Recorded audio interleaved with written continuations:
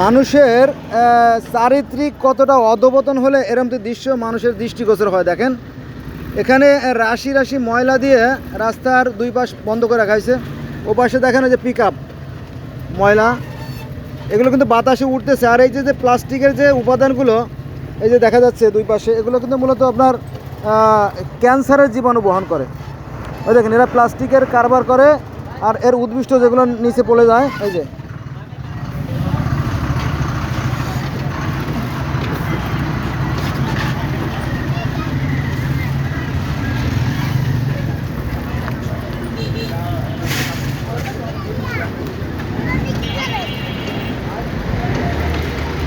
এক ভয়ানক নারকীয় দৃশ্য।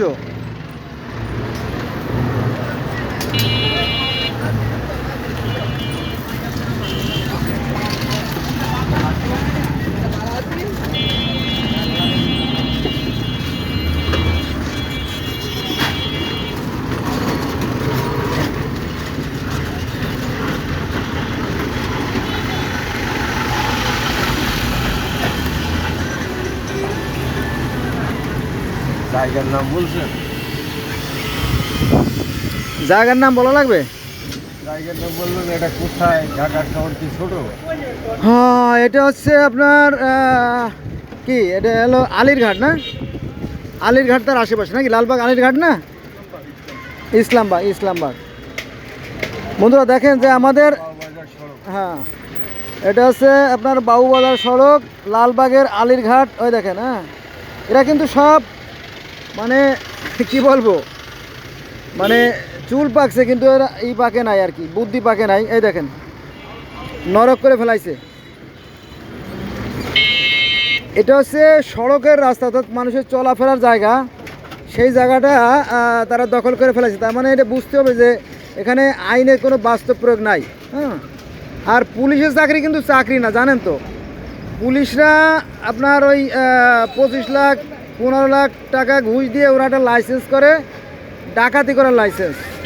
সারাদিন করে চাঁদাবাজি আর রাতের বেলা করে ডাকাতি। এদেশে কোনো দিনও কল্যাণ আসবে না। আর ওই ধর্মের দোহাই দিয়েও কোনো লাভ হবে না, কারণ ধর্মের দোহাই দিয়ে জান্নাত পাওয়া যাবে না। ভালো কাজ করতে হবে, ভালো কাজের বিনিময়ে জান্নাত মিলবে, অন্য কোনো কারণে না।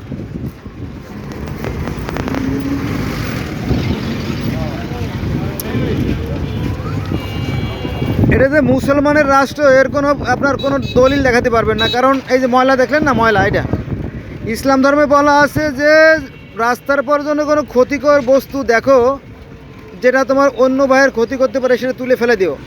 কিন্তু এখানে ময়লা দেখেন, এই যে রাস্তার পর রাশি রাশি ময়লা, টন কে টন ময়লা, এগুলো খুবই মারাত্মক। এগুলো মানুষের জীবন কেড়ে নিচ্ছে। এটা সাধারণ ময়লা না, এটা সব কলকারখানার ক্ষতিকর ময়লা। এই যে দেখেন প্লাস্টিক, রাবার, পলিথিন, এগুলো আপনার হাঁপানি, শ্বাসকষ্ট, ক্যান্সার, হ্যাঁ এগুলো তো হয়েই থাকে। আর এই ডাইন পাশে যে গর্তগুলো দেখছেন, এখানে বছরের অধিকাংশ সময় পানি জমা থাকে।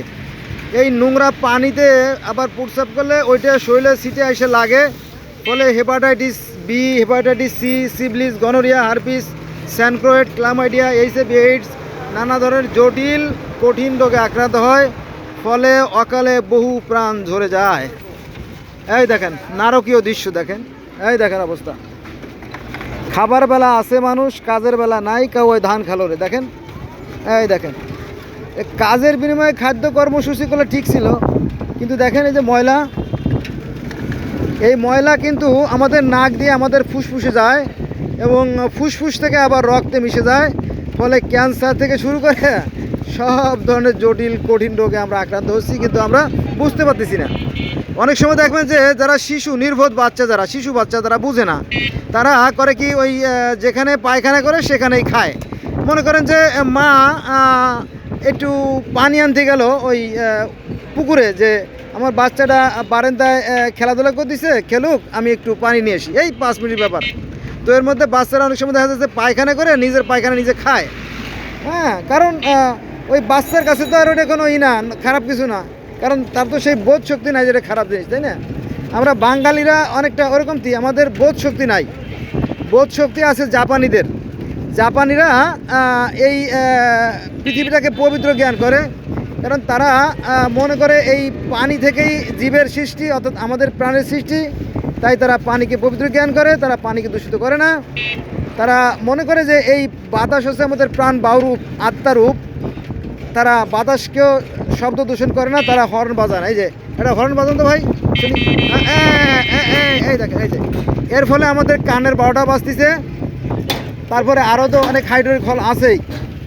আচ্ছা, জাপানিরা আবার মাটিকেও পবিত্র জ্ঞান করে, কারণ এই মাটি হচ্ছে পবিত্র। এই মাটি দিয়ে কিন্তু মানুষের দেহ সৃষ্টি।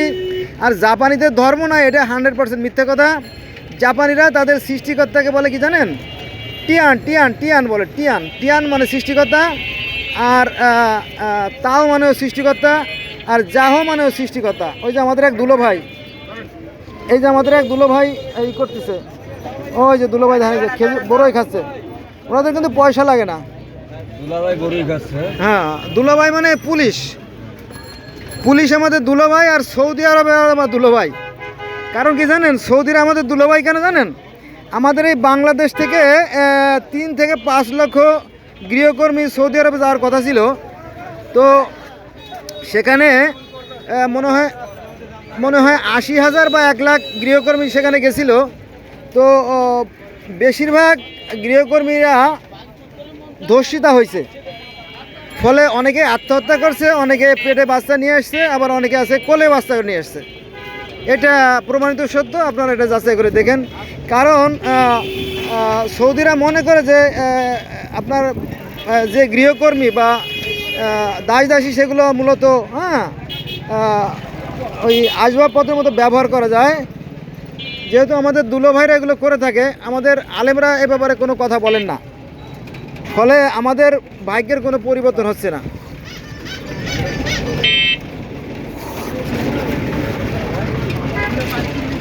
আচ্ছা, আমরা মেমোরি আছে না, শেষ আছে একটু। এই যে ডাইন পাশে যে দেওয়াল দেখা যাচ্ছে, এই নিয়ম অনুযায়ী দেখেন, এই যে বাম সাইডটা, এই যে বাম সাইডটা কিন্তু রাস্তা ভালো। এই রাস্তাটা ভালো কারণ এই সাইডটা উঁচু করে তৈরি করা হয়েছে।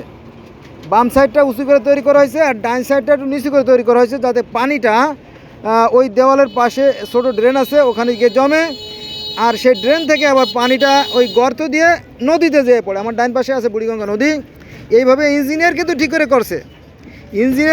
করে করছে, কিন্তু অত্যন্ত পরিতাপের বিষয়, এই যে কুলি মেহেন্দি লেবার যারা আছে, এরা এই ময়লা দিয়ে ওই সাইডগুলো এমনভাবে উঁচু করে দিয়েছে যে ওখানে পানি জমে এই রাস্তার সাড়ে সর্বনাশ হয়ে গেছে। কোটি কোটি টাকা দিয়ে করা তৈরি যে রাস্তা, সেই রাস্তাগুলো ধ্বংস হয়ে গেছে। দেখেন নারকীয় দৃশ্য, দেখেন, এই দেখেন, এই যে এরা মুসলমান, খুব চালাক মুসলমান। এরা মনে করে যে মরার আগে হুজুরে ডাইকে কানে কানে তওবা পড়ে ফু দিলে সমস্ত পাপ মাফ হয়ে যাবে। হ্যাঁ, এটা পুরোপুরি ভণ্ডামি। এই তওবা পড়লেও জান্নাত পাওয়া যাবে না, নামাজ পড়লেও জান্নাতে যাওয়া যাবে না, হজ করলেও জান্নাতে যাওয়া যাবে না। জান্নাতে যাওয়ার জন্য সৎকর্ম করতে হবে, আর সৎকর্ম তারাই করবে যারা সৃষ্টিকর্তায় সত্যিকার অর্থে বিশ্বাস করে। আর না, অনেকে মনে করে যে নামাজ পড়লে বোধহয় জান্নাত, কিন্তু কোরআন তা বলে না। ইন্নে সালাতা তানহা আনিল ফাহশাই ওয়াল মুনকার ওয়াল বাগি। ইন্নে মানে নিশ্চয়ই, সালাতা মানে নামাজ, নিশ্চয়ই নামাজ। ইন্নে সালাত তানহা আনিল ফাহশা মানে খারাপ বা মন্দ। নিশ্চয়ই নামাজ মানুষকে মন্দ কাজ থেকে বিরত রাখে। আর মন্দ কাজ থেকে বিরত রাখলে এই বুঝতে হবে যে তার নামাজ কাজে লাগতেছে এবং তার পরকাল পরিষ্কার। আর যদি বোঝেন যে বন্ধুরা দেখেন, ধুলা ধুলা ধুলা ধুলা অন্ধকার হয়ে গেছে, আমি মাস্কটা পরে নিলাম। যদি নামাজ আপনাকে অন্যায় কাজ থেকে বিরত রাখতে পারে তাহলে বুঝতে হবে আপনার নামাজ হচ্ছে। আর যদি অন্যায় কাজ থেকে বিরত রাখতে না পারে তাহলে বুঝতে হবে নামাজে কোনো একটা গন্ডগোল রয়ে গেছে। ফুটো কলসিতে আপনি যতই পানি দেন ওই পানি থাকবে না। থাকবে নাকি ভাই? হ্যাঁ, ফুটো কলসিতে পানি থাকে? থাকে না। হ্যাঁ ভাই, ঠিকই বলছে। আপনি একটা ফুটো কলসি মানে 10 লিটার একটা ফুটো কলসিতে যদি আপনি পুরো সাগরের পানিও ঢেলে দেন তাহলে ওই কলসির মধ্যে পানি থাকবে না, কারণ ওই ছিদ্রপথে ওই গোটা সাগরের পানি বেরিয়ে যাবে। কিন্তু আপনি যদি ফুটোবিহীন কোনো পাত্রে পানি রাখেন তাহলে হয়তো পানি থাকতে পারে।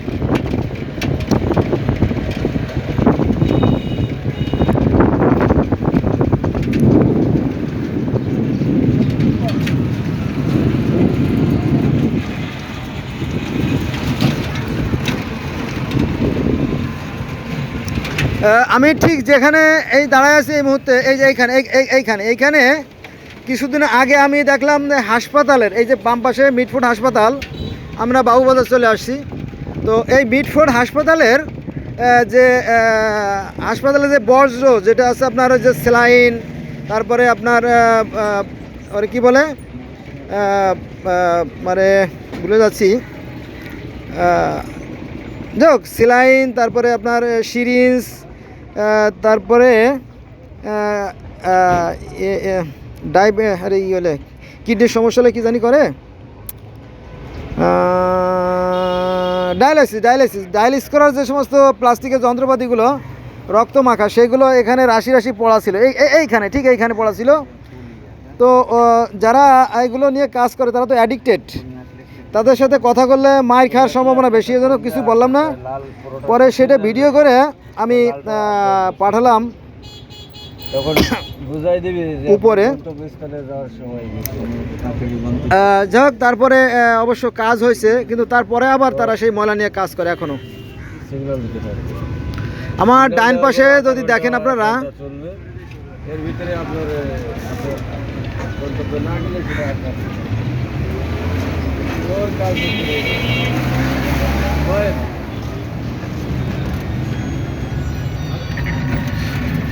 ধূপ করে নিবে গেলে তো আমরা মাঝপথে বিবাদে পড়ে যাই। বন্ধুরা আপনারা দেখতে পারলেন যে এখানে ধুলা, রাশি রাশি ধুলা উঠতেছে। এগুলো কিন্তু সাধারণ কোনো ধুলা না, এগুলো কিন্তু মাটি না, এগুলো বিভিন্ন ধরনের যে কলকারখানার পরিত্যক্ত বজ্র, সেগুলো মূলত ট্রাক, পিক আপ, বিভিন্ন যানবাহনের চাকায় পিষ্ট হয়ে সেগুলো, এগুলো মানুষের শরীরে যাচ্ছে। ঘরে ঘরে মানুষ অসুস্থ হলে দুঃখ নাই, কিন্তু শিশু বাচ্চারা, এই যে দেখেন দেখেন দেখেন দেখেন দেখেন আপনি এইটা ভিডিও করলেন না কেন? এই যে গাড়ি ঘোড়া বাজাই দিয়ে চলে গেল। আচ্ছা, এই দেখেন এই যে রাস্তার উপরে তালা মারে রাখছে গাড়ি, এই যে ফলে আমাদের গাড়ি প্রায় বাধাই দিছিল, অ্যাক্সিডেন্ট করে ফেলেছিলাম আটটু হলে। এভাবে বহু দুর্ঘটনা ঘটতেছে, এ ব্যাপারে সরকারের কোনো মাথা ব্যথা নাই, আর পুলিশের কথা তো আগেই বলছি।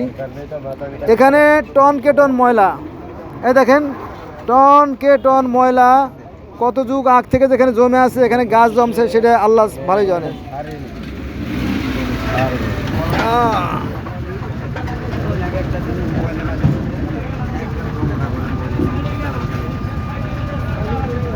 বন্ধুরা সামনে কিন্তু কুয়াশা মনে করেন না, এটা সামনে আছে ধুলা।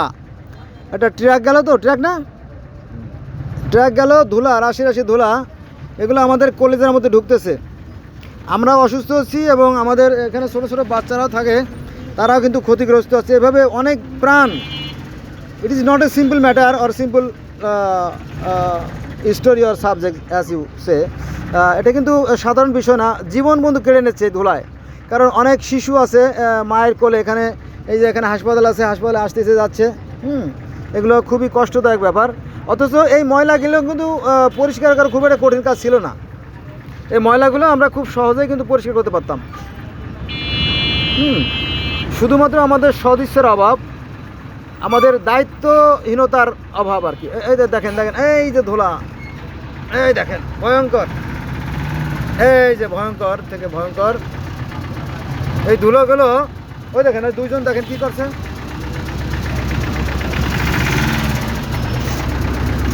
ওরা ওরা ওরা নিজের নাকটা নিজেই চেপে ধরছে।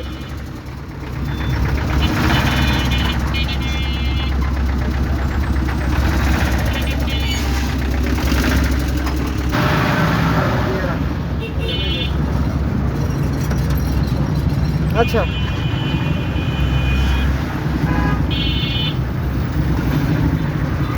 বন্ধুরা এক নারকীয় দৃশ্য আপনারা দেখতে পাচ্ছি, যে ধুলা আর ধুলা।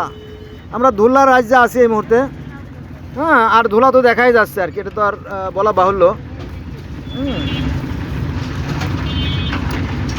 আচ্ছা, আমার মেমোরি কতটুকু থাকবে আমি জানি না, একটু কথা বলি। সেটা হচ্ছে যে এই ধুলা যখন আমাদের চোখে লাগে, উপর থেকে শুরু করে নিচের পর্যন্ত, এই ধুলা যখন আমাদের চোখে লাগে তো আমাদের চোখের যে গ্লেজিংটা, অর্থাৎ যে একটা মানে তৈলাক্ত যে একটা পানি আমাদের নেত্রনালী দিয়ে আমাদের রক্ত এসে আসে, চোখে আসে, তো ওর যে গ্লেজিংটা নষ্ট হয়ে যায়, পিচ্ছিল কারকটা নষ্ট হয়ে যায়, ফলে চোখ যায় খসখসে হয়ে, এবং গ্লাসে যেমন দাগ পড়ে যায়, গ্লাস কাচে, ঠিক ওরকম চোখের উপরে দেখেন ভয়ঙ্কর ধুলার রাজ্য। তো আমাদের চোখের উপরে কাছে দাগ পড়ার মতো একটা দাগ পড়ে যায়, ফলে আমাদের চোখ অকালে কম দেখে এবং অনেক সময় চোখ নষ্ট হয়ে যায়, নাম্বার 1। দ্বিতীয় নম্বর হচ্ছে আমাদের নাকের একটা ক্যাপাসিটি আছে, নাকের ভিতরে যে শ্লেষা, কফ, কাশি, থুতু অথবা সর্দি, প্যান, শিহেন, অনেক নামে অনেক এলাকায় ডাকে। তো এই এই এই এই এই লিকুইডটা আমাদের যে নাকের ভিতরে যে অক্সিজেন বাতাসটা ঢোকে, এই বাতাসটা ঢোকার সময় যে ময়লাগুলো আছে এই শ্লেষাগুলো ধরে এটা আমাদের পাকস্থলীতে চালান দিয়ে দেয়, ধুলাগুলো এটা আবার পায়খানার সাথে বেরোয় যায়। এটা হচ্ছে নিয়ম অনুযায়ী। কিন্তু অতিমাত্রায় যদি ধুলা আমাদের নাক দিয়ে ভিতরে ঢুকে, তাহলে সেটাকে আর প্রোটেক্ট দিতে পারে না। নাকের অতিরিক্ত কাজ করার ফলে এক প্রকার আঙ্গুরের থুকার মতো এক প্রকার মাংস বেড়ে যায়, তাকে বলে সাইনাস বা পলিপাস বলা হয়। তাহলে এই সাইনাস বা পলিপাসের যে সমস্যাগুলো হয়, এগুলো ধুলার কারণে হয়, এবং অকালে চোখ নষ্ট হয়ে যায় বা চোখে কম দেখার সমস্যাগুলো এই ধুলার কারণে হয়ে থাকে। তারপরে আরও আছে যে হাইড্রোলিক হর্ন বাজানোর করে আমাদের কানের সমস্যাগুলো হয়ে যায়।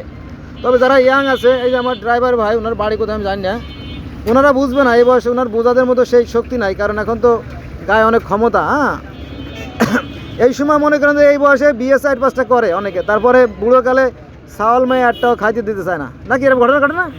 হ্যাঁ হ্যাঁ, যাক, উনি আমার ভোট দিয়েছে। হ্যাঁ, এরকম অনেকে আছে। মানে শুকুর আলী নামে আমার একটা মানে ভাগ্নে আছে, উনি 5টা বিয়ে করছিল, 5টা বিয়ে করার পরে বউ একটা ওটাকে নাই, পরে উনি ভিক্ষে করে খায়।